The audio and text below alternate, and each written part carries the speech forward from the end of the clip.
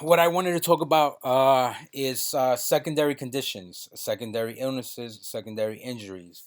And what I mean by secondary is where one of your service connections caused something else within you to, whether you had a knee injury that is service connected, and now because you're compensating all your weight onto your other knee.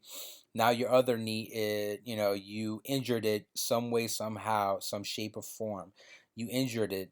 It becomes a secondary condition. Now the reason why I'm mentioning secondary condition is because it can be independently rateable, meaning that so if you have a lower back condition, whether it's a strain or some type of disorder, or degenerative arthritis, or something that you developed while you were in service, and if it's service connected, sometimes you end up getting radiculopathy. Now, if you have radiculopathy going down the back of your legs, whether it's down your hamstrings, you feel it all the way to your toes, that radiculopathy can be rated separately, independently, but it would be a secondary injury.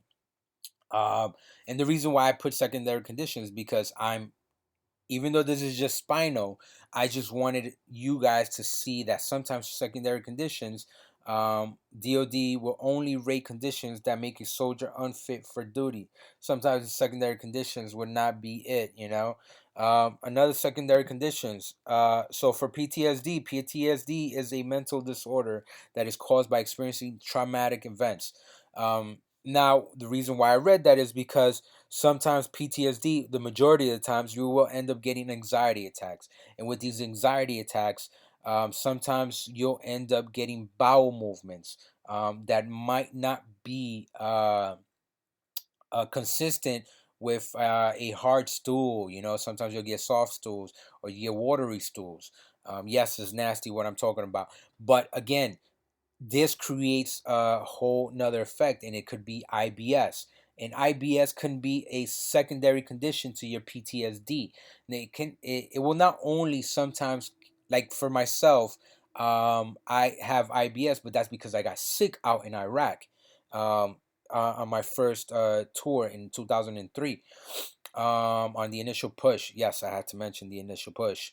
But again, PTSD can cause secondary conditions such as IBS, and you can file for IBS if you do have bowel movements that are not consistent with with hard stools. Then it must be due to the anxiety attacks causing them, and anxiety attacks can be caused because of your PTSD. So that's another secondary condition. That is another way for you to get another rating, another claim, and it could be a secondary condition. These are things that you would need to talk to your primary care, talk to your GI doctor that would be able to help you out. Now, for your back, the radiculopathy, you would have to talk to your back doctor. I don't know what they're currently, the way they're called. Another one, respiratory system. I know another buddy of mine, well, two of my guys that have asthma. And for them, they ended up gaining weight, and gaining weight sometimes caused them other illnesses such as, um, their ankles, um, you know, ended up injuring their ankles or their knees, or they were unable to keep up with their weight. And secondary conditions to the respiratory system, to asthma, sometimes it can create a depressive order when you start gaining weight and you're unable to control that weight because of your asthma. So sometimes you can get put in for a mood disorder, anxiety disorder, or eating disorders, any other mental disorders that you have, and it can be a secondary condition, to your asthma. So these are a few examples to secondary conditions, and what can you do to help you raise up your rating, your VA rating. Look, again, at the end of the day, if you are service connected, your condition is service connected, and it's causing you other other illnesses, other injuries that you incurred because of the primary service connection, you can put in for these claims and get your rating raised. You know, there's a lot of guys that tell me, yo, I'm at 80%. At this point, if you're at 80, 90%, you will only be going up by 2, 3%, 1%, 3 the most if you get another 40 or 50%. So, you know, if you're at, like, you have 20 left or 10 left. But again, you won't be going up much, you know, but little, you know, little by little, these little things help, such as shin splints. That's another thing I wanted to show you guys. Shin splints right here, including tibia and or fibular stress fracture and or exertional compartment syndrome.